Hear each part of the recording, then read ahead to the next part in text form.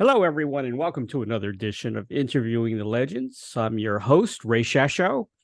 Pendragon, or an English neo-progressive rock band established in 1978 in Stroud, Gloucestershire, England, as Zeus Pendragon by guitarist and vocalist Nick Barrett.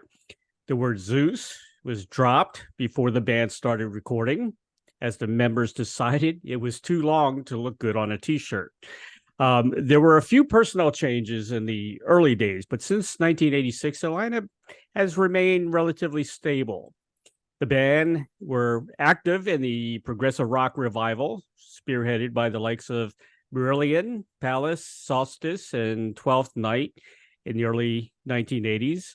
It often appeared as support acts to Marillion and other major prog bands, both on tours and at the Marquee venue, which hosted many regular Prog evenings.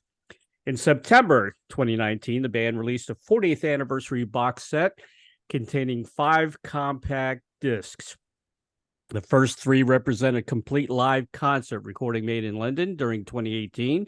The remaining 2 discs are remixed and remastered versions of the albums The World and Men Who Climb Mountains. In February of 2020, a new album called Love Over Fear was released. And most recently this year, an incredible EP entitled North Star was released. Please welcome guitarist, singer, songwriter, composer of the British prog rock group Pendragon, Nick Barrett, to Interviewing the Legends. Hello, Nick. Hello, Ray. I'm in Florida. And beyond. And beyond, yes. Buzz Lightyear. The box set, first of all, I just want to mention to everybody, it was released, I believe, in 2019, in September. It's the 40th anniversary. Can you believe that? 40th anniversary? Wow. Yeah. I mean, when I was 16 years old, if somebody said to me, you'll probably make it to your 20th birthday in this band, I think even then I would have thought, oh, yeah, that's pretty good. But at 62 years old, still hammering it out. It's amazing. Years. I mean, the joke being it's actually called the first 40 years. Mm-hmm. The joke is that there might be another 40 years. So you're going to be like the second 40 years, It's very hard to be a prog band, as everybody knows, because they don't get the recognition as, of course, pop bands and, regular rock bands, but they're the most creative and prodigious, and they've got the best musicians on the planet. So, in my opinion, prog should be number one. It's my favorite. It's always been my favorite. I mean, that's probably, why they're creative, because, the road kind of forks as you start to play more, when you're younger. You either kind of stick to your craft or you start to become busy being famous. Exactly. And, a lot of prog musicians stuck to their craft. I mean, you have to have a kind of a balance, because obviously you've got to be quite successful to make the thing work. I mean, you can't tour if you haven't got any people to come and see you. So you can't sell any records, you can't tour and everything else. So, you have to have that sort of popular or certain kind of popularity about you. But I think the great thing about this sort of music is that people who play it are music lovers, and they want to play their instruments and write music and be creative. And, because there isn't the threat quite so much of, well, if you don't have another hit single, do you get dropped by the label? I mean, this does happen, but, because there's not so much of that threat, people are saying, well, we can experiment more with the music we're doing. And we can do a 20-minute long song. And, basically for the last 36 years, I've done music exactly what I like. And that very few musicians can do that. Exactly. Yeah. They have to do what some record company or manager breathing down their neck is saying. Right. Hey, you can say this, you can't say that, you can't play this, you can't play that. Then you kind of your creativity is narrowed to what somebody else is thinking I think Pendragon's getting better and better. Let me tell you, man, this EP is incredible. You know, North Star. I love it. You know, I wanted to talk to you about North Star, and the last album, of course, both of them, because Long Over Fear, which came out a bit in 2020, I believe. Yeah. But let me tell you, man, North Star, it made me want more music because it was so great. I mean, it's the sound, number one, is incredible. The engineering is fantastic. It's very clear. You hear all especially the acoustics sound tremendous. And it's a brilliant album. It's a brilliant short album. It really is. That's really great to hear. Thank you so much. It's very kind of you.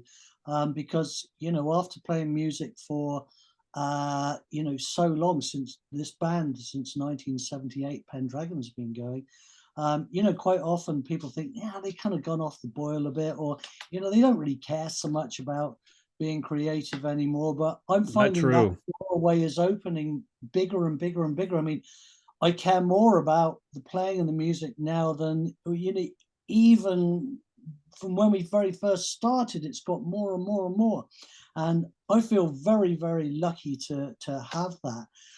But particularly with, you know, like the sounds on, you know, North Star and the acoustics. I mean, it was nearly all written on acoustic guitar, and it was based on a certain kind of finger picking. I had this sort of style which I couldn't do before, but I during the lockdown, I thought, well, let's try some different styles. And a lot of those actually were country players.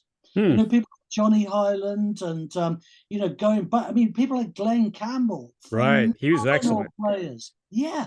Chet Atkins. Chet Atkins. Right. A lot of North Star based on Jerry Reed.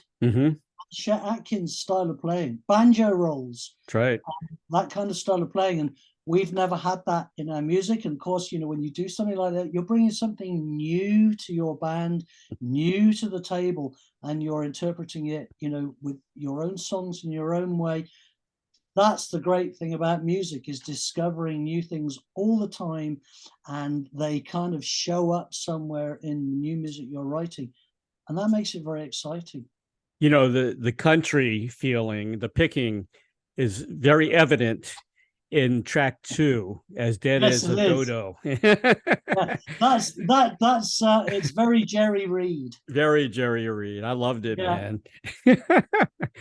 I love the title too. Did you know the dodo was extinct in 1690, by the way? Wow, that's a long time ago. Yeah.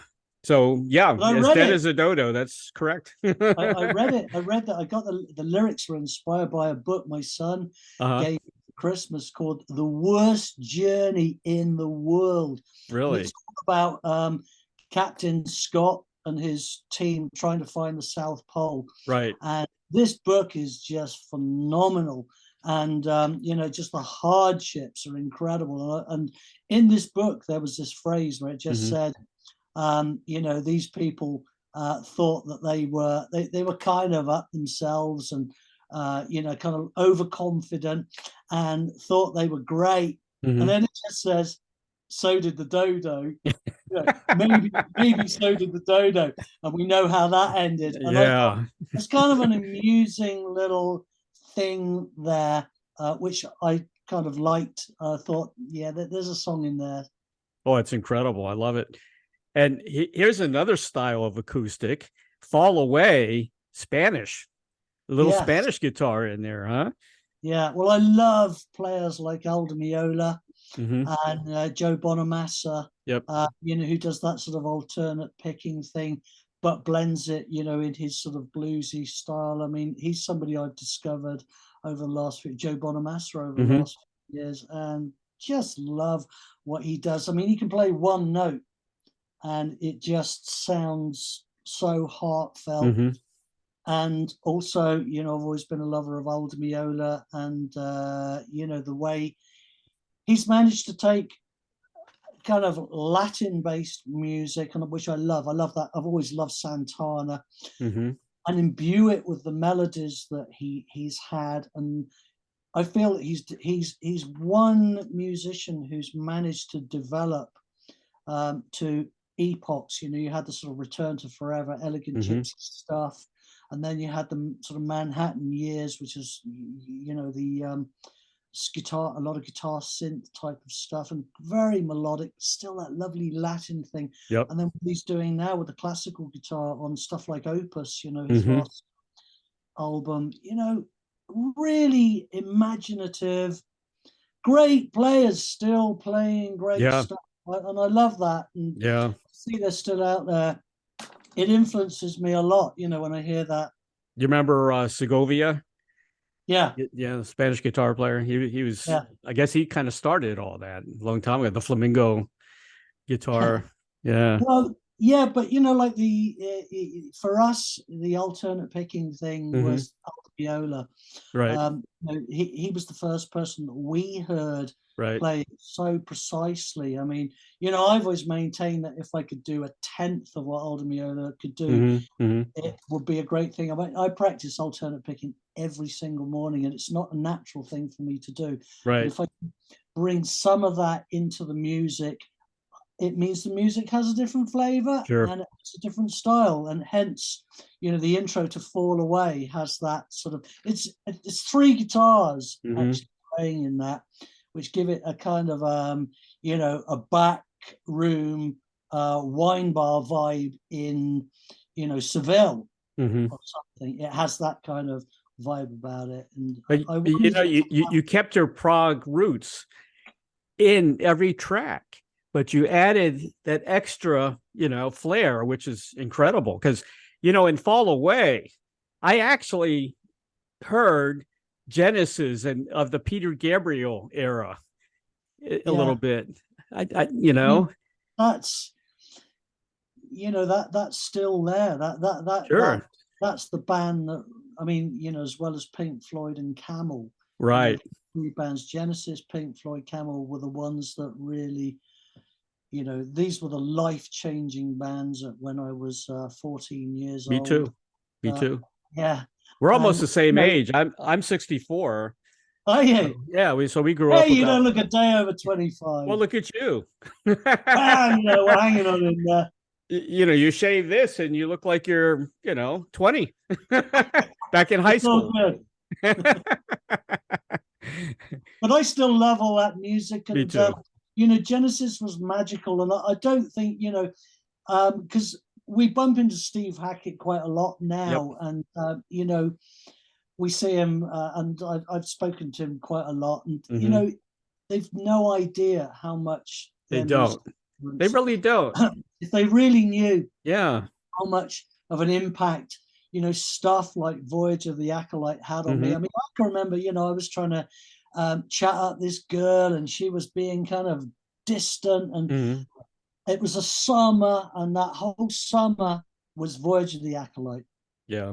And, you know, we all have this when we're 16 years old. We have this moment where our lives really become something, and there's a musical backdrop which stays with you forever. And, you know, it's a timeline for our lives. It really is. And it's still kind of, when I play those albums now, they take me back to that. And it's very, very powerful and very magical. For me, it was Trick of the Tail. Trick of the Tail. I've had Steve Hackett on the show many times. He's a great guy. And also Nad Sylvan, who of course is the singer in his Genesis tour. Great. Yeah, I'm glad he's doing what he's doing, because, you know, Peter Gabriel doesn't play a lot of Genesis songs when he tours, you know. Well, if at all. I mean, I think it's fantastic. We went to see Steve in Plymouth last year. It's the best I've ever seen him. It is. Yeah. You know, and I think Nad does that kind of theatrical Genesis thing really well. I mean, I think the tendency is, I think with a lot of bands, is that they find, you know, let's get a great vocalist who's a great rock vocalist. And there's plenty of those out there. Yeah. There are not very many that have a very kind of I mean, Pete Nichols is another one that has this IQ, a sort of a vulnerable, you know, personality in the vocal. I agree. When you hear it and you can think, that just gets to you. And Nad has that when he sings those songs. And he's not trying to be Pavarotti singing them. He's just trying to do the songs a good service. And, you know, Steve's versions of them were great. And of course, they've got Craig Blundell playing drums, who was with us for back in 2014. He did a tour and he played Climb Mountains. But yeah, the last tour, the best. I mean, Hackett's playing. Yeah, I love Hackett. Yeah, but phenomenal. you know, Nad's solo albums are excellent as well. They're very Unicorn. Was he in a band called the Unicorn? I don't know. I'm not sure, but his recent solo albums are great. Yeah, he came along. Yeah, I'll have to check them out. Yeah, very, very good. Yeah. North Star Part 1: A Boy and His Dog. Great intro. I heard a little Beatle-ish sound in there. Yes. I loved it, man. I've been playing a lot of Beatles over the last. Is that right? You know, it's a really weird thing because you know, like people say about, you know, like John Lennon said, that classic phrase, you know, like they just say, you know, to be honest, John, Ringo, he's not the best drummer in the world, is he? John Lennon says, he's not even the best drummer in the Beatles. You know, but my favorite vocal of all the Beatles is Ringo singing "I Get By With a Little Help from My Friends." I love the way he approaches it. And, you know, there's something about those early songs where I was playing. I mean, I like the really early stuff as well. So do I. So much energy to it. It's great. And, you know, it goes in your ears. And when you start to write material, it comes out. Little things come out. Can't help it. I did think, I had to go and check a couple of Beatles albums to make sure that I wasn't kind of, you know, lifting something there, because I thought this sounds very Beatlesy, but I can't put my finger on what it is. No, we love it. You know, everybody's going to play something very familiar to all of us. You can't help it. I mean, how many chords are there? You know, how many notes are there? You know, you're going to run into a couple of notes or bar chords or whatever that people have played before. Definitely. Absolutely. Yeah. But you're safe playing acoustic. Yeah. You really are. I love this album. I mean, like I said, I wish it had more tracks. I don't know. That's pretty. I mean, but we kind of, you know, because of the lockdown, I mean, I had some of these songs about the beginnings of them, you know, just after the lockdown, about 3 years ago. I had A Boy and His Dog, the beginning of that. And some of the stuff I kind of just built over the last few years, but not enough to make an album because I was doing other things. Sure. You know, during the lockdown, I had to do a lot of work around my house, you know, digging drainage and stuff. So I was driving a dumper and a digger, you know, out in the garden doing that. I have to sort of think of blocks of time of what I'm going to do. And I wrote half a book, you know, on autobiography during the lockdown as well. Oh, really? When is that going to be done? I don't know, because I think with these things there's a guy called Eckhart Tolle who I really like. He's a great philosopher, and I love his books. If anyone gets the opportunity to read A New Earth, you should read it. New Earth. Okay. It's phenomenal. Good. I'll get it. He said, you know, a lot of people who write books, they write them too quickly. They kind of, I got to work on my book this afternoon. Yeah. You know, my publisher says it's got to be out by the end of the year, but this is the trouble is people rush them. And I'm in no hurry. You know, I think of things. I think, hey, yeah, there was that thing that might be quite funny, and I put that in. You know, if I got the book out 2 years ago, I would have forgotten half these things. So I'm waiting till I've pretty well wrung out everything I can think of to go in this book. Because there's two things that I want it to have. I want it to have interest for people that are not necessarily into, you know, Pendragon or prog rock, on how, I mean, one of the things is how to try and get a band off the ground and to try and make a record label successful from nothing. because I mean, the jobs that I used to do, I used to deliver bread and pump gas and work on a farm and do things like that for years, and it took me 12 years before I could make a living out of doing music. So a lot of the book is about that, trying to establish how to become professional. And the other side of it, I wanted something in there that was humorous as well, so people could find it funny, because I read quite a lot of biographies, band biographies, and I thought the best one was Roger Daltrey's, because it was funny. It made me laugh, and I thought, man, you could even not be a fan of The Who and you could really enjoy this book, because Roger Daltrey, he's a funny guy, and I liked it, so I wanted to have that in the book too. So I don't really know, to answer your question, when it's going to be actually out. When it's ready. Yeah, when it's ready. That's good thing. Well, I've written a couple of books. 3 years on this one, and this one took me 10 years. It's called the Rockstar Chronicles. I've got a bunch of interviews that I've done over the last 10, 15 years. And this is series 1. I'm going to send this to you, okay? I'm going to send you the ebook version of both of them. That's great. I'll send it to you. But I've got first one there. What's that one? This one or this one? Yeah, that one there you got your hand on. This one, I grew up in a family business in Washington, D.C., so it's all about me growing up in the family business. Since I was 6 years old, So that book's you. Yeah, that's me. That's me when I was little in D.C. Oh, wow. And the Rockstar Chronicles, I mean, I've got interviews in here with a lot of guys that have passed away, like Johnny Winter and everybody from ELP. Yes, and Chris Squire, and so it's kind of like a museum piece. Wow. I'm going to send it to you. I'll send it to you. Right, yeah. But they took me a long time, Yeah. It's worth getting right, because you're you're looking at it. I mean, there are not so much. There are a few kind of what we call celebrities in the UK, right? Who just write books, and they're just got to get my next book out. They're not really thinking about making a great book.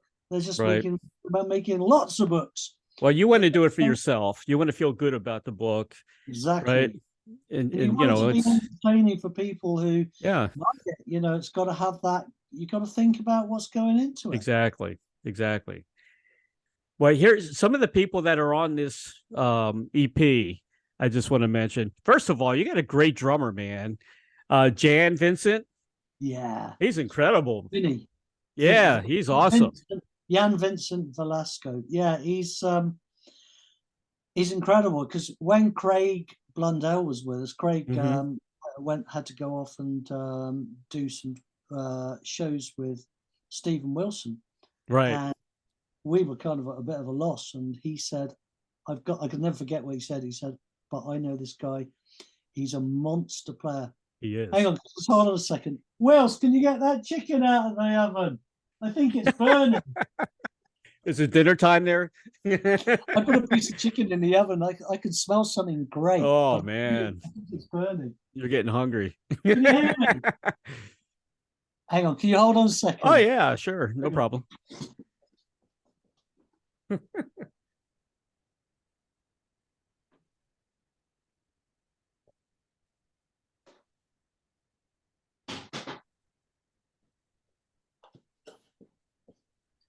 Ray, I am so sorry. It didn't burn, did it?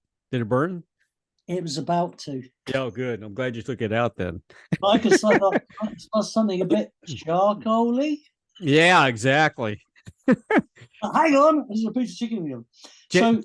Jan-Vincent, people need to go on YouTube and see what he did with "Who Really Are We" from the album. That's incredible. It is incredible. He's a fantastic drummer. And Craig, when he left, he said, look, I got this guy who can fill in. He's an absolute monster player. And, we got him down, and from day one, we just loved him. I mean, there's a guy called Pete Thorne who's, session player. He's got this great philosophy about people that, were within bands. It's about reading the room. Right. And it's a given that they can play the stuff. And so much of it is about the personality, fitting in and being a nice guy who is easy to work with or good to work with. Sure. And, you know, that's Vinny all day long. I mean, the great thing about him is he's just such an easy, lovely person to work with, and creative, and such a great player. And that makes it a pleasure to be in a band. When you've got people who are like that, it's a whole new ball game. You know, it's fantastic. And he really has just brought so much to the band. It's great. Also, I had Andy Glass on the show not long ago from Solstice. I love Yeah, Solstice. yeah, And Johannes Stroud you yeah, had on this EP as well, right? we did, yeah. Yeah. Well, he came through Andy Glass. I mean, I got in. We could not find. We needed a new backing vocalist that could play a little bit of violin, Right. and they are rare as hen's teeth. You know, you can't find them anywhere. And I thought, hang on a minute, there's a lot of those kind of players in folk music. Yes. Andy Glass does a lot of these folk camps. He probably knows somebody. He knows so many musicians. And I'd already tried for about a year and not managed to find anybody. And so I got in touch with Andy, and he suggested Johanna, who at the time, I think she was 21. So really young, you know. And we got in touch with her. We went up and met her. We were on holiday in North England, and we met her up near Sheffield. And you really liked her. Great personality. Sure. And you know, then she got involved, and wow, Yeah. you know, her voice so talented, so easy to work with. You know, you bang bang bang through the vocals, and you got it done. It's not like, you know, pulling teeth trying to get through it. Right. She can do what she does very, very well. And along with Sally as well, Sally Mania, who's the daughter of Kerry Mania, you know, Gentle Giant. She came on, the two of them came on tour with us, and it was just brilliant. Awesome. And at the time, it was only Johanna here. Yeah. Was working on the North Star thing. So yeah, she did all the backing vocals thing, which was just great. Also want to mention the return of John Barnfield. Yes. Who was one of your original keyboard players, right? From way back? He was the original keyboard. Was the original, yeah. He was the first keyboard player we had. I mean, this was when we had two guitars and bass drums. And you know, the music was great, but it was limited to, you know, rock music. We were doing a lot of covers, and I really wanted to expand into a more of a kind of prog rock thing. Exactly. So we had to get keyboards, and Barney was about the only keyboard player around the Gloucestershire area, and he was into the same kind of music. So, you know, we got him on board, and it was brilliant because the two of us writing together was really good. And it's always been good. We've always sort of promised that we were going to write an album together and never really got round to it because there's always been Pendragon stuff to do. And in fact, Phoenician Skies was going to be a track on the album that me and Barney were going to do together.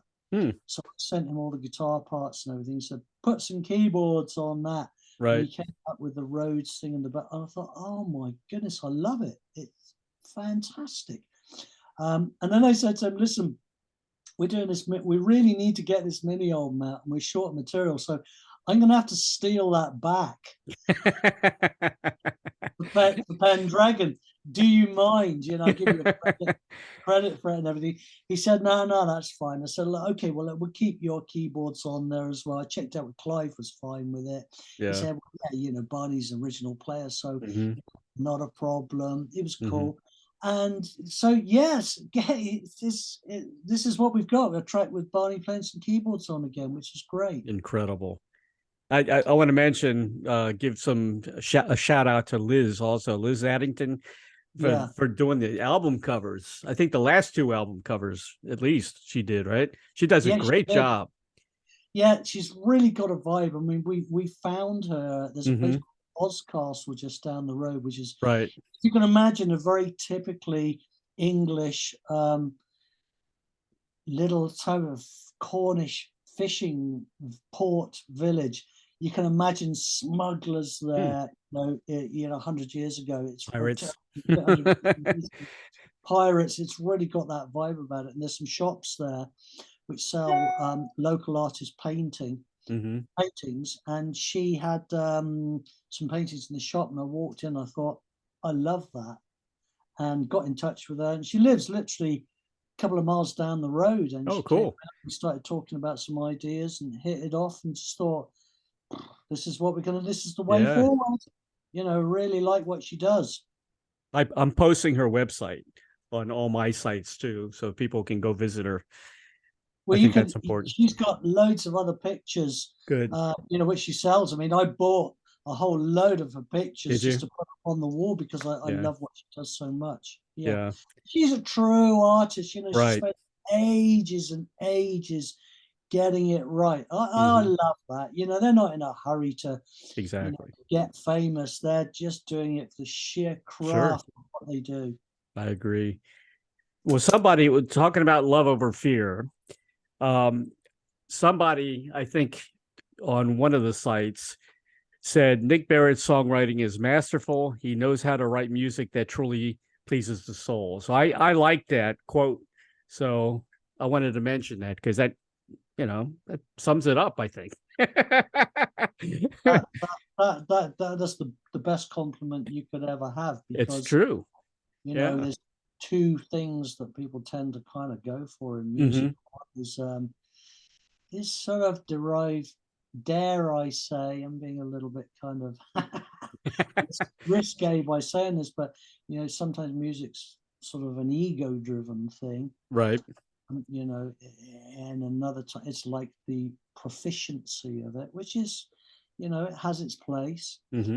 The other thing is about music which communicates with people, and it reaches people, right? And it means something to them. The lyrics or the melody or the music or something, it means something, and that goes to your soul, and that's hard to do. It is hard to do. It really is. That's why I love prog music so much, because prog does that. Well, a lot of it, for me, a lot of the old stuff. Yeah, like you said, Genesis, Camel, Pink Floyd, bands like that, King Crimson, the very melodic stuff. I love it. Incredible. I really do. Well, Everything, that's the opening track of that album, which I heard a little bit of Genesis and Camel in that. It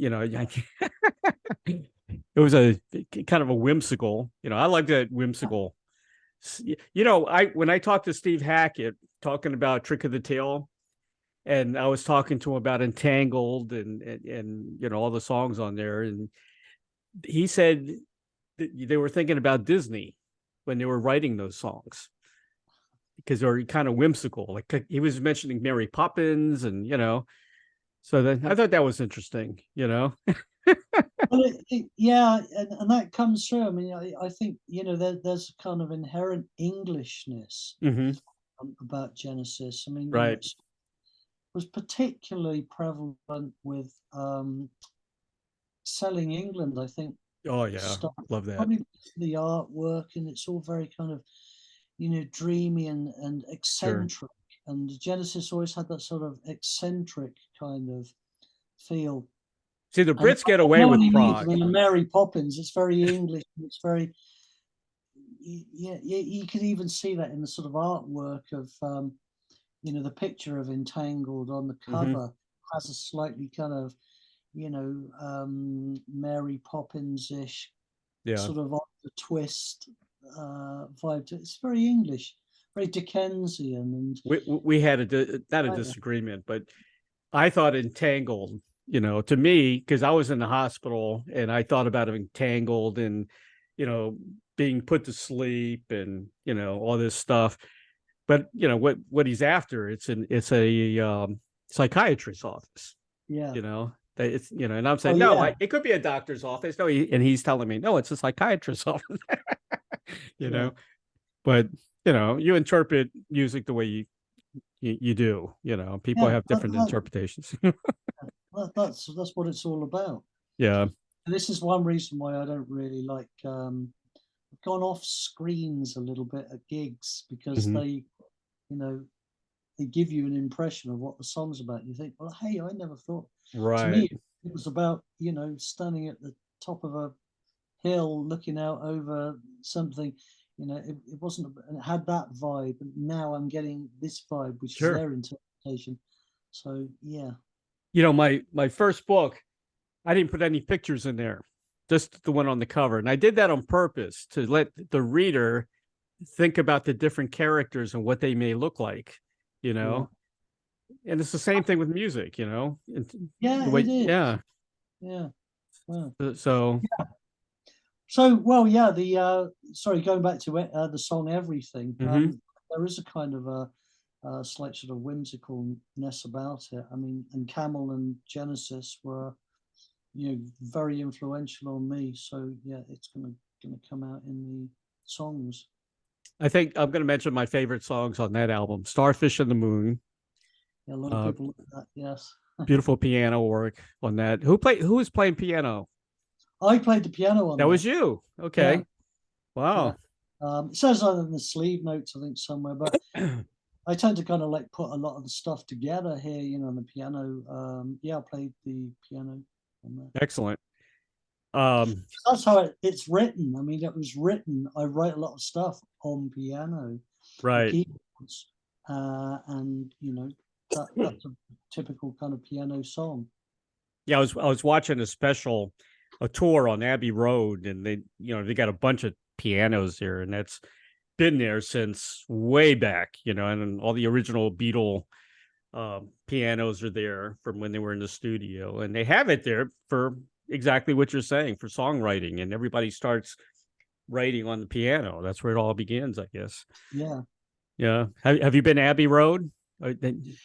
Yeah, we used to do a lot of the mastering, because you could go to Abbey Road and do the mastering, and it wasn't like you're paying for the, you know, like £1,000 a minute for the studio. Exactly. It was affordable, right? But it was upstairs, so, you know, if you say mastered at Abbey Road, hey, you know, and it was cheap. It was the same price as, what people didn't realize, it was pretty much the same price as anywhere else. But you can put Abbey Road on your album sleeve, mastered at Abbey Road. Plus, you can go there, and 9 times out of 10, in the canteen, you'll bump into somebody famous there. Right. I mean, I think when Clive was there, Paul McCartney was kicking around. When I was there, I was just going, there's like a dog leg in one of the corridors, and then I think you've got Studio 3, which is the big orchestra. As you go around the dog leg to the canteen, Andre Previn, the very famous conductor, walked out. And yeah, there was always sort of somebody there who was of interest. And because you were mastering upstairs, you were legitimately allowed to go and use the canteen, you know, and you could sit there for 2 hours, you know. Awesome. The mastering had been done. You know, you just sit there for 2 hours waiting for somebody like Paul McCartney to come along. It was brilliant. Okay, Nick, you've been here for a week now. It's time to leave. Yeah, you had all your meals here. You're sleeping. Your mastering was done 5 days ago. Make the place look untidy. That's funny. I'd probably do the same thing. Yeah. You know what was my favorite song on the album? Water. Yeah. Talk about that track. Talk about Water.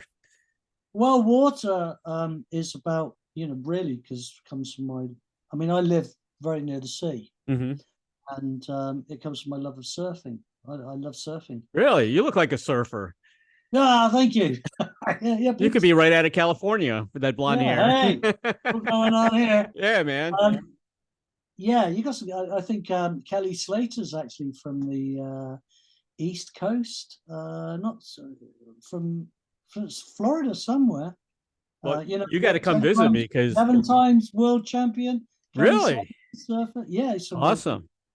So yeah, I do. I love surfing, and there's something about it which, you know, it's just so magical. I mean, you can have your house can be burning down, and you can not have enough money to pay the mortgage, but if you've caught that wave and you get the perfect ride, it's just gold. I mean, there's nothing to explain how. I mean, a mate of mine said, "Yeah, I can't really see the, you know, the excitement in riding a wave for 20 seconds. I'm thinking, Right.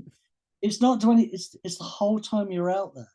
You know, you see sea life. I've seen dolphins, seals, an Sharks. albatross. I saw, you know, it's incredible out there, and you lose yourself in it. And that's my kind of place that I go to. You know, that's why it says, you know, time is irrelevant, because it's one of those things that's firmly always in the present. You're not Right. thinking about the past, future. You're just in the Where have you present. served? What have you, I mean, have you gone to other countries to surf? You know? Well, yeah, I've surfed in Sri Lanka Oh, really? quite a lot. We've Wow. been quite a bit. I've surfed in France, Spain, Lanzarote, quite a few places around the UK. I'm not really a kind of I mean, some surfers. I've got a mate, you know, just over the valley here.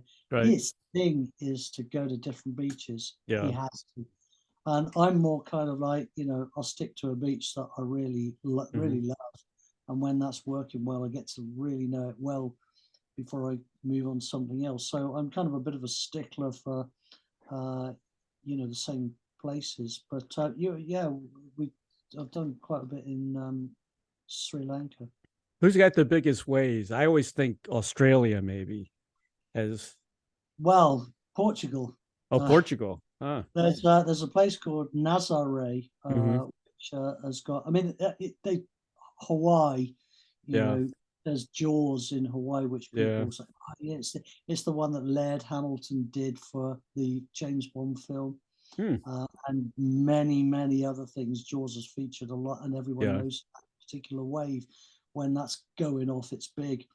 But this wave, Nazaré in Portugal, is reputedly the biggest wave in the world. But tucked away, there's maybe I've missed one. There's one somewhere else. But there was a guy called Andrew Cotton from Devon here who has done it a couple of times, and they reckon it's like 100-foot wave. Oh, I mean, that's a big. I mean, I'm not a big wave surfer. I mean, you know, it's like you can.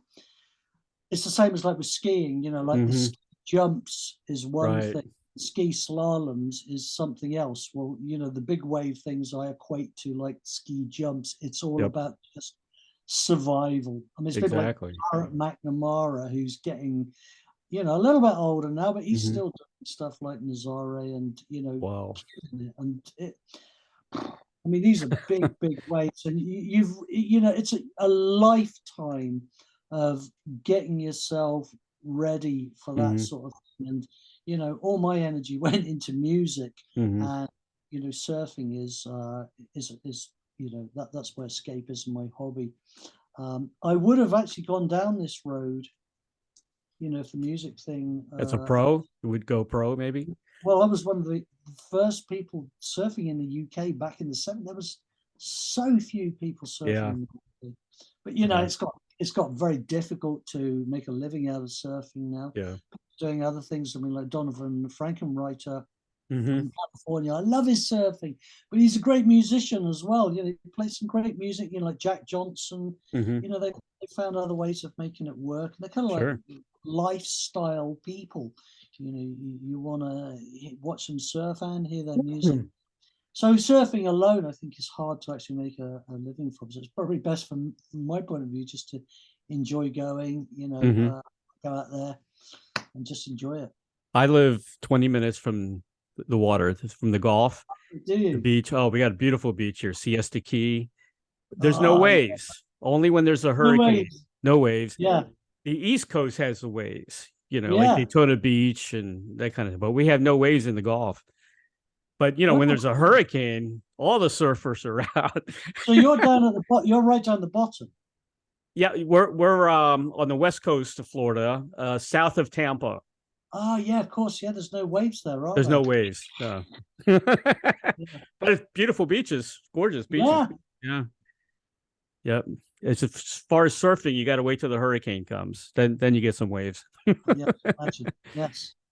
Some of the other tracks I really love was "Afraid of Everything," and that's a great tune, man.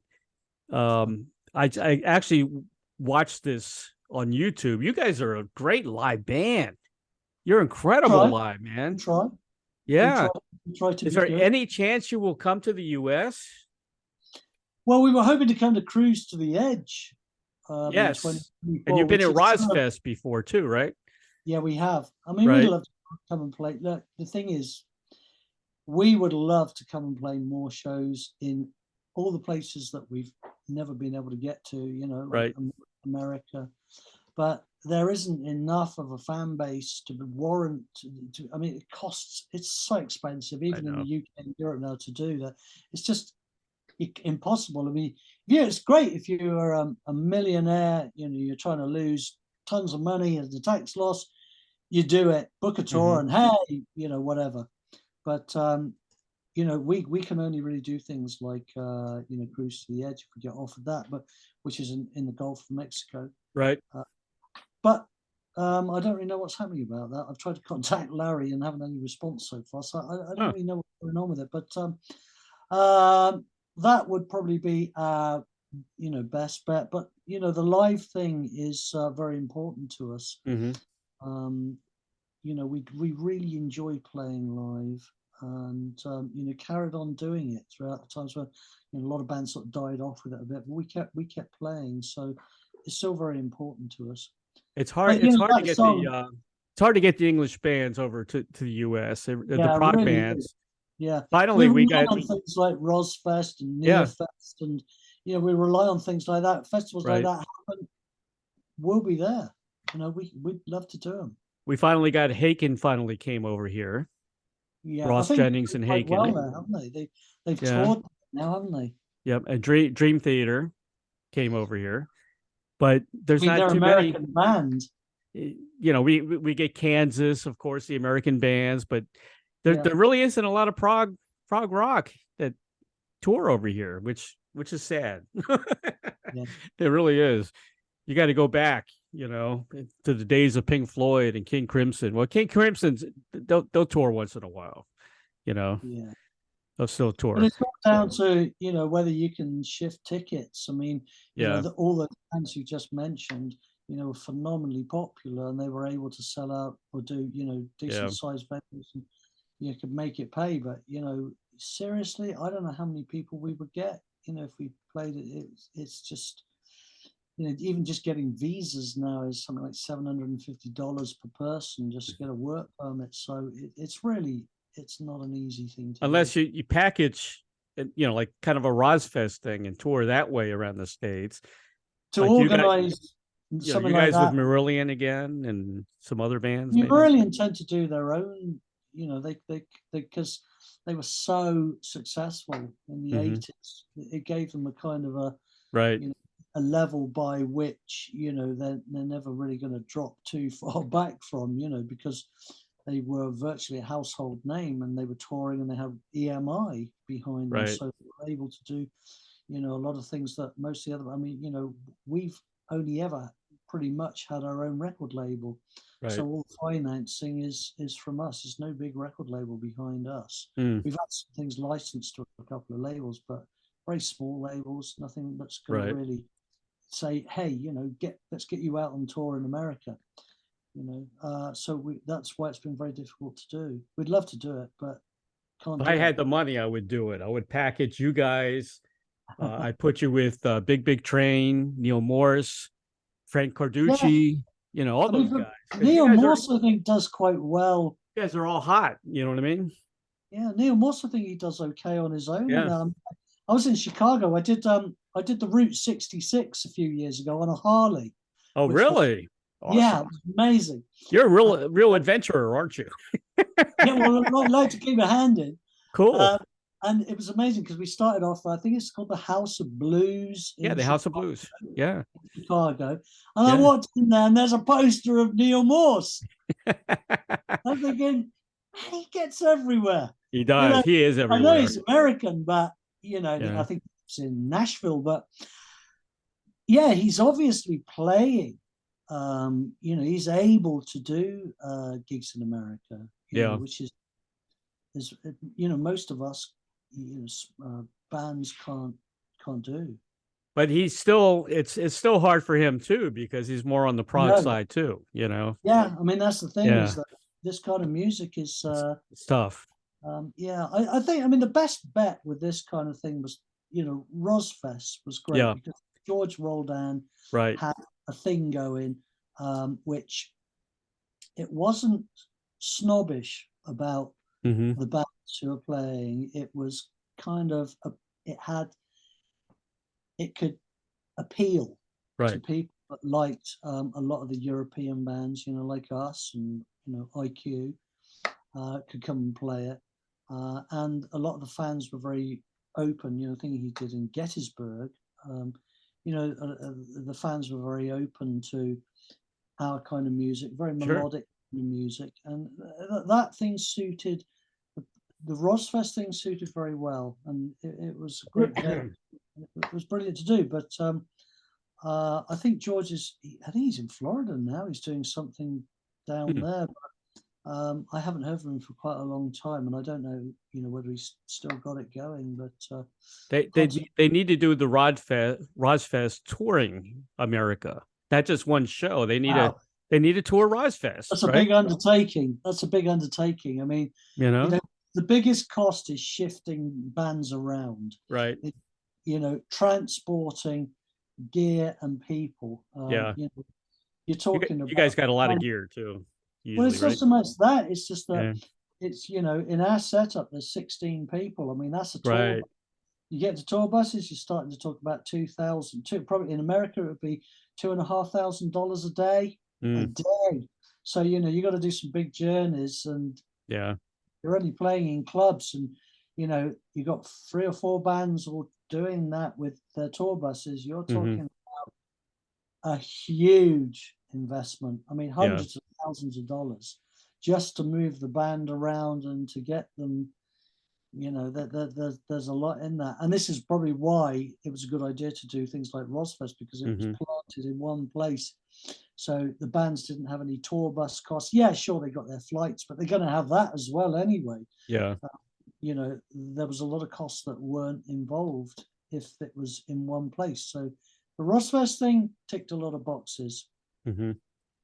We need more prog here in America, though, because there's a lot of prog fans here. You know what I listen to? You probably heard, Moro.com. Yeah. It's a great prog station in France. Yes, it is. I mean, I don't listen to commercial radio. I was a DJ back in the late 70s. I was a top 40 DJ. Yeah. Back in 1979, 1980. So, but it was a different, time back then. I mean, I actually played Zeppelin, and I played Donna Summer, and the Ramones. They were all mixed in together on top 40. So it was it was okay to listen to that station. Those stations were good back then, but now it's all dance music, and there's no bands anymore, and you get Taylor Swift and Katy Perry, and I mean, well, I'm sure somewhere there's, I mean, the way of having this really is Cruise to the Edge. I mean, Cruise to the Edge is, it's predominantly Americans are there. And it sells out all the time too. Yeah, it's not the same as touring, because you go to, some, I don't know, you're not going to go to Milwaukee and, Chicago and play, places that maybe people can go to Cruise to the Edge who, further north. I don't know. Maybe they will. But, if you go to those towns, you probably get a different set of people. Right. But, the Cruise to the Edge is a good way of doing it, a bit like Rosfest on water. Right. Exactly. It's a group of prog bands playing in one thing, and it's about the only way it can really financially for everybody, work. And if you said to Larry, take your cruise thing and take it around America, man, this costs millions of dollars to do that. Well, look at I've covered Ringo and his all-star band. I've covered Hippie Fest. I've covered the Happy Together tour. They should do the same idea with Yeah. Prog.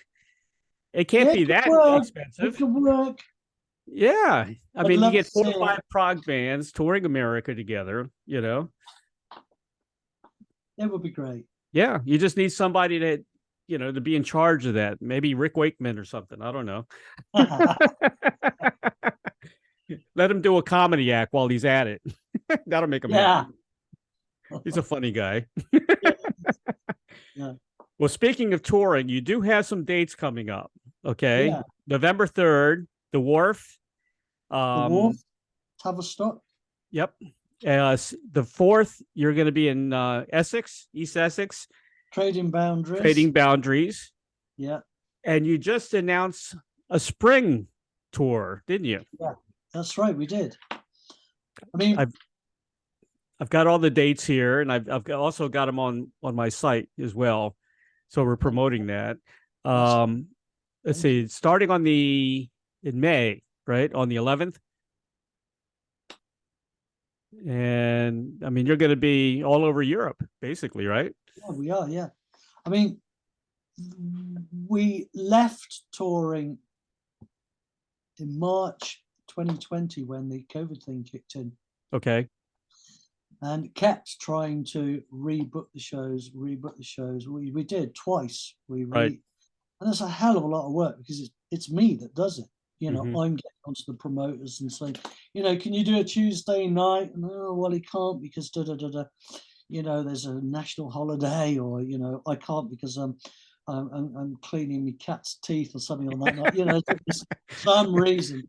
But it's very difficult to put tours together. And what we did this time was, once we realized that we were a little bit more out of the woods with the COVID thing, which we thought we'll build slowly. We'll just do a couple of weeks and see how this goes. I mean, the thing is that what we don't realize is that a year's worth of work goes into doing 2 weeks in that 1 year's time. I mean, yeah.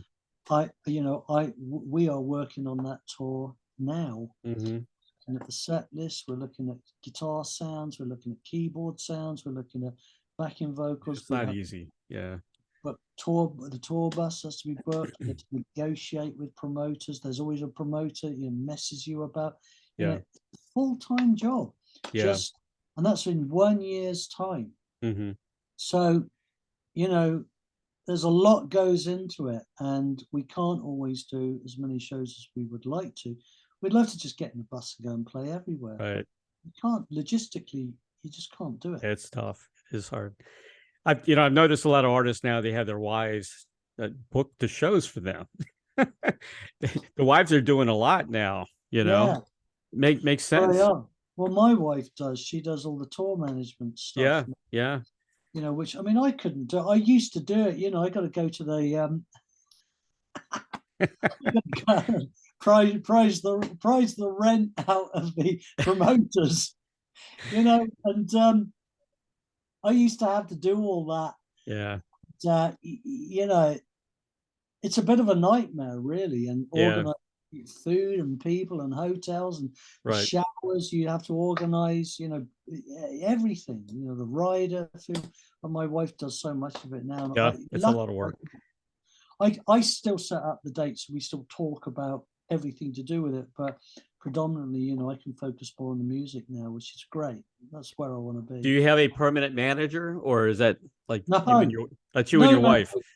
We have not had a manager since 1980. Wow. I think it was 85. Yeah. And I guess you don't need it, right? I started the record label, Toff Records, myself. Right. I've always booked all the shows and always done all the, It's incredible. The tour management and, written all the music as well. But in a way, it's the only way to do it, because that way you keep control of what you're doing, and you don't have time to get fed up with it. You get moments where you think, oh, this is ridiculous doing this. But I've always enjoyed working hard at it and trying to make it work. And, you get times where you get your legs kicked away. and you're really angry about stuff. Like there was a period of time where, you know, our record sales were just absolutely terrible because people were just illegally downloading our stuff and just taking it, you know. And I know, you know, this caused a lot of controversy with, you know, Lars Ulrich.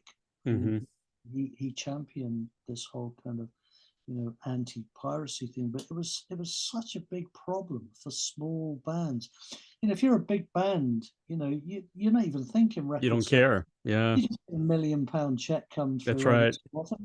You're not keyed into that. If you're a record label like me, I'm looking at stocks and how much we got and what we're selling. And we need to do this. Every sale counts, you know, to be able to feed ourselves. And when you see people just nicking it and they're not understanding that, you know, the artists don't get any recompense for their work, you know, it's very frustrating, and it really gets to you. Yeah. And what I say is, yeah, go on, be angry. I say to myself, yeah, go on, be angry about it. But then after a while, you know, you got to pick yourself up, dust yourself off, and think, okay, well, what's next? Now we've got to find a way. And there's always some answer. So, like, we started doing more special editions and vinyl, and by doing that, we could keep going. And thank God, I mean, God bless them, that the public have started to buy more CDs and records again. It's kept us going. It's fantastic. Yeah. Yeah, they're buying more vinyl now too, which is cool. And different colors. Yeah. You got more things to sell now. A red album cover, an orange one, a green one. Yeah, it's amazing. I just want to mention some great songs from Pendragon that I love. I want to mention The Last Man on Earth, one of my favorites. The Black Knight, incredible tune. The Voyager, and I saw that live on YouTube. Indigo, I saw that one live. It's Only Me. What I love about that too, the intro kind of sounded like Supertramp a little bit, which was cool. And Breaking the Spell, love the guitar and Breaking the Spell, man.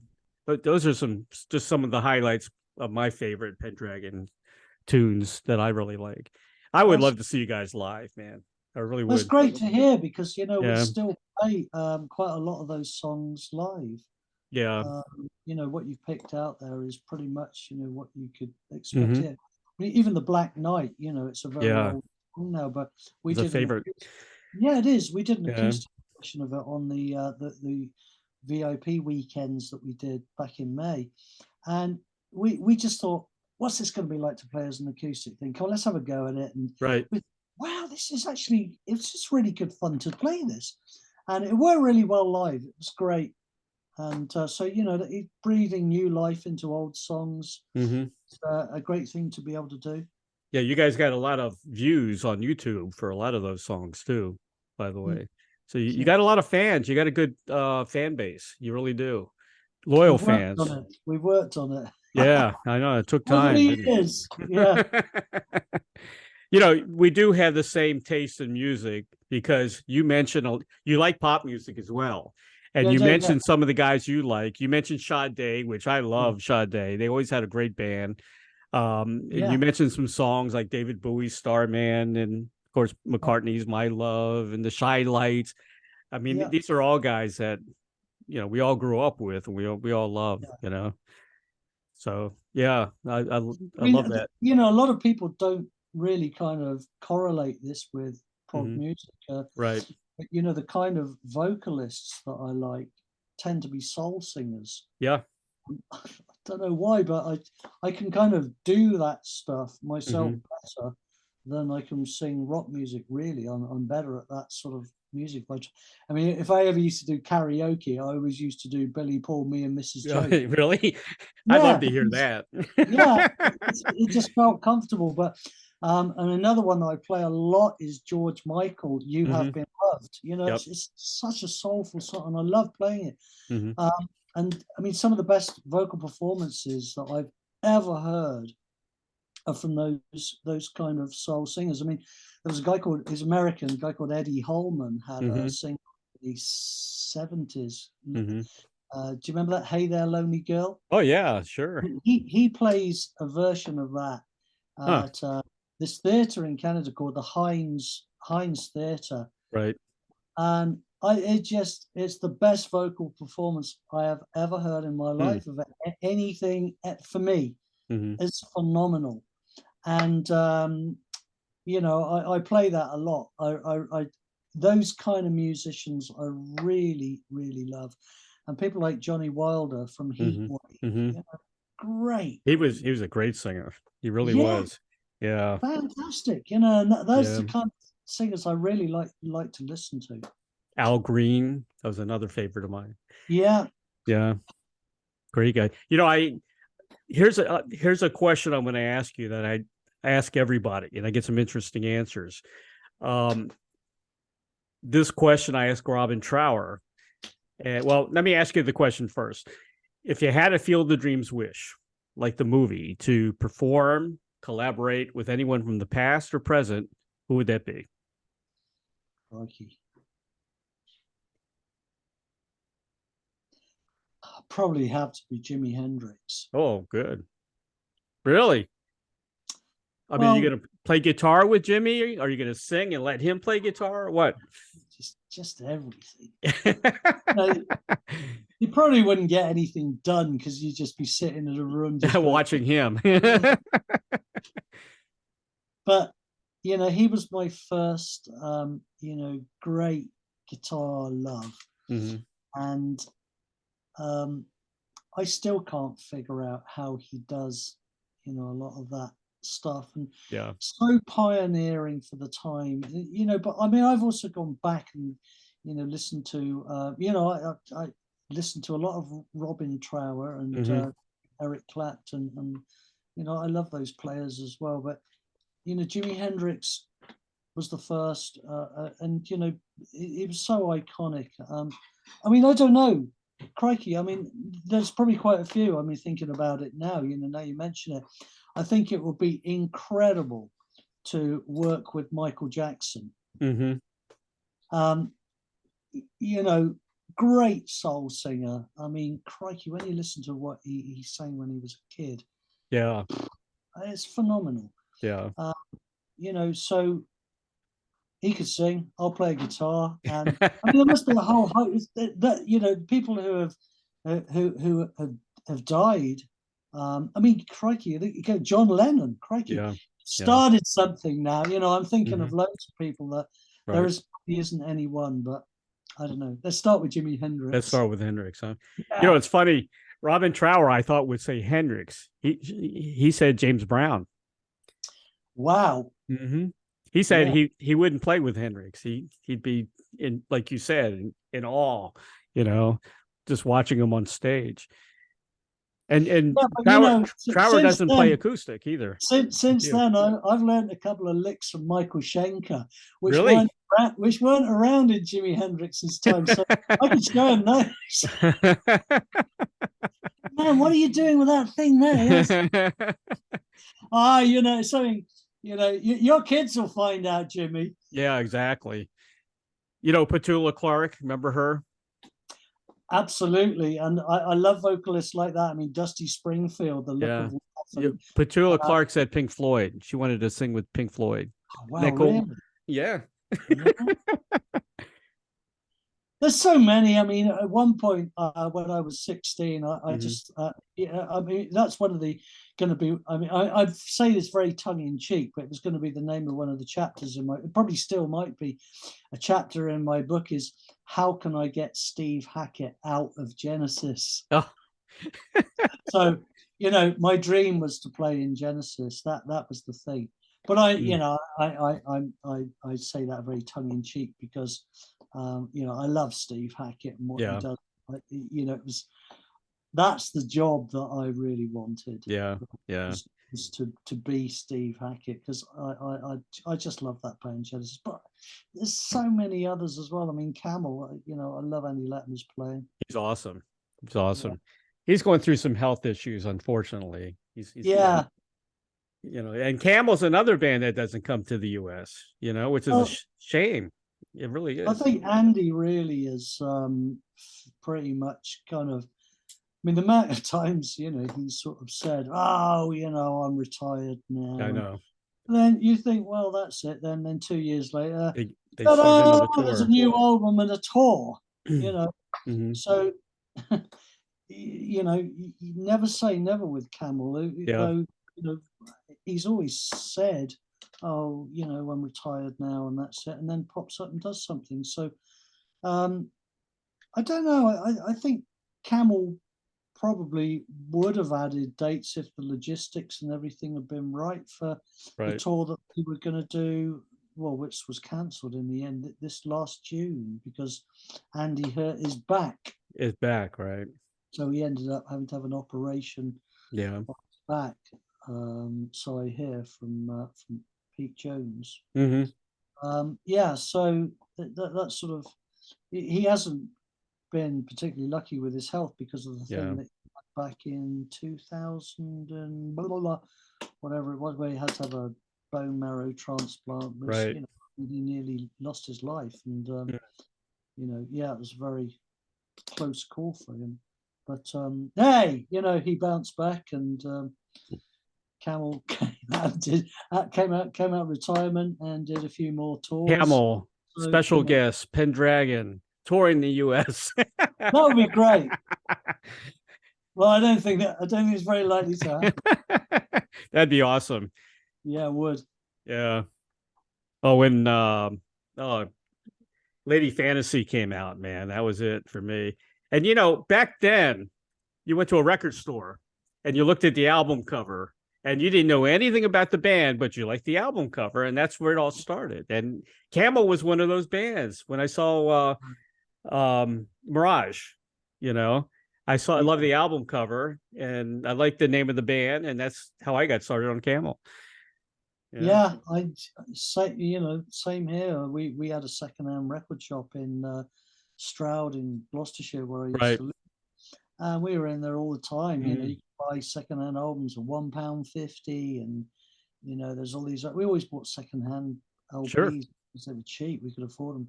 Yeah, you know, 50p some of these albums, and you know, a lot of them it was about the artwork. I mean, you know, the sort of pinnacle of this was probably Roger Dean. Mm-hmm. You know, that Yes artwork was just incredible. Yeah, you know, and everybody.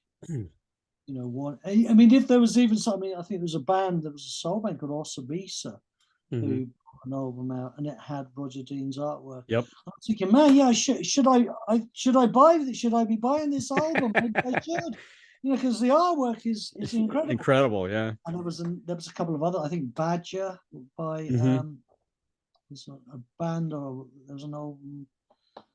Yeah, that he did it. I nearly bought because of the cover. Yeah, you know, it had a lot of impact back then. It did. It really did. What's next for Nick Barrett? I don't know. I tell you what I am doing at the moment. Okay. Just for fun is in Cornwall we have a lot of open mic nights. Oh, okay. You know, I just turn up at those and you know, play some stuff because I like to sort of see. I like playing cover versions of other people's songs, and I like to. It's out of my comfort zone. I did some house gigs a few years ago, but I haven't done anything for a while. It was just me, and I talk for ages and play, you know, a couple of hours of just me and acoustic. Right. But this is playing to people who don't know me from Adam, you know, and that, so, you know, it's kind of out of my comfort zone to sort of see how that is. And it's a great lesson. It's a great thing. It's not lesson. It's a great exercise to go and basically go in as a blank slate and see if you can kind of, you know, capture people's, you know, attention by doing something. That's interesting. And play some songs. I mean, there's a couple of songs I'm looking at. I've done an acoustic version of A Boy and His Dog. I've done an acoustic version of Fall Away. On the open mic night? No, but I'm going to. Okay. because I want to see how it The reaction. just see how it feels and how it works. Yeah, and that's a good idea. it's a great thing to do. Well, you're a great acoustic artist, of course, a great electric artist, and you got a great voice. So you got it all, man. You're a great songwriter, composer. You know, Pendragon's a great band. It really is. That's very sweet of you to say so, because I've had a lot of, particularly in the early days, about my voice, like fingers scraping down a blackboard. Oh no. If anything, it improved. It was one of the better comments. So there was a lot, but I think my voice has developed a lot over the years. And it's like everybody, when you start out, you start out as a surfer, you're rubbish. You're not very good. Sure. And it's better really if you don't have to learn in the public eye. But even if you're in the public eye, you've got an opportunity to learn your game. And people like Michael Jackson, he had to learn to be good very quickly, right? Because he's performing in front of thousands of people. So it's a great baptism of fire. Sure. But people need to allow the band that they may have seen with Pendragon 30 years ago is a totally different beast now. But evolved. Yeah, it's definitely evolved. Yeah. And the EP, you can really tell. I hear a big difference from the EP and your last album. I mean, I really like. I hope we get more stuff like that from the EP. I really like it. I love all the acoustic work you did on that. When do you think you'll be working on another album? Well, I'm starting to think about it now. I mean, the sort of seeds of ideas. It takes me a very long time to write. I mean, I'm not a quick writer. Right. Sometimes I can be. I mean, like North Star, was reasonably quick, but it took me. There's a lot of things in life going on, between 2014 and 2020. That's 6 years. Yeah. To put together Love Over Fear. But I've already started on some. I need to get a sort of feel for what it is. It's like a painting that's been covered in orange paint, and you're sort of picking away at some of the orange paint. You can't kind of see what it is. The more you maybe go to another bit and try that, and somewhere it starts to kind of make some cohesive picture. I mean, I'm at the stage where it's still covered with orange paint. So, but I do have a few ideas that I think, I quite like that. Okay, good. Like that. So, but I have to really, really, really like it before I really want to turn it into an album. Will it be an album or will it be another EP? What do you think? I'd like to do a full-length album. Full-length album. How about a concept album? Well, they're always a bit concepty anyway. Yeah. There's always sort of some theme. I don't really. I mean, most of the albums are sort of about, social comments or psychological or positivity. Spiritual. Yeah, there's a lot of that. Yeah, those are things that I kind of find interesting to write about, but I don't really sort of package it in heavyweight stuff. I mean, like Water, it's right. It's, I'm looking for moments that are kind of profound in the lyrics, like, back on dry land, that's where all the trouble is, because you can lose yourself in the water. Yeah, that's a great song, Water. I love that. Well, I'm expecting the new album with some special guests, Steve Hackett. Yeah. Jimi Hendrix. Jimi Hendrix. Jimi Hendrix's cousin. No. Yeah. Wouldn't you like to have some special guests like that? I bet Steve would do it. Don't you think Steve would do it? Probably, but I don't know if it'd be. If I did a solo album, I'd love to get lots of different players on it. I mean, right, exactly. The solo album. All my favorite guitarists. That'd be great. Yeah, it'd be incredible. Yeah. So, for Pendragon, I'm not sure about so much. It works right in a little way as it is, I think. You got to be careful with your fan base. You can't go, I guess, too far out of the box, or else they'll say something. I think the great thing is you can do what you like, but you got to feel it. I mean, if somebody was playing, Steve Hackett on this would make this. I would get him in. But, sure. Or ask him at least, or Michael Schenker. I mean, I'd love to get him to do something on if I had a solo album. These are the kind of people I'd love to get to do just a little bit. Steve Wilson. Stephen Wilson, probably very difficult to get. He's a busy man. Yeah, he is busy, isn't he? I don't think he's very easy to get. Mr. Portnoy, maybe. He's everywhere. That guy. He's everywhere. Or Neil Morris. Neil Morris says, he might do it. Yeah, I think you've got to have a sort of a connection to. Yeah. I mean, I toyed at one point. I mean, I was talking with Andy Latimer about doing. Oh man. Some concept thing, but it never sort of came to. We were talking about doing something to do. It was sort of concept about the Nazca lines in Peru. I said to him about doing this thing. Has a few ideas, but it just sort of, we've had other things on, so it never sort of came to. But I don't know how something like that would have come out. But I don't know. It's hard enough. My main thing is Pendragon, and that's what I like to do. And working with those guys is what I like. So unless there aren't really enough lifetimes or hours in the day to do all the things we really would love to do. But if I do something, I like to do it properly. So it usually ends up taking a lot of time. Well, Pendragon's got some great musicians. You should be very happy about that. Everybody's excellent. Yeah, they're great. Yeah, they're awesome. I want to mention you can purchase North Star by Pendragon. I guess it's available on Amazon, but it's also at your Bandcamp site, right? Yeah, it is. Yeah. Yeah, I think it's www.pendragon3.bandcamp.com. It could be. Yeah. And it's also on Amazon. And also Love Over Fear, that's on Amazon. Or just go to your website, www.pendragon.mu.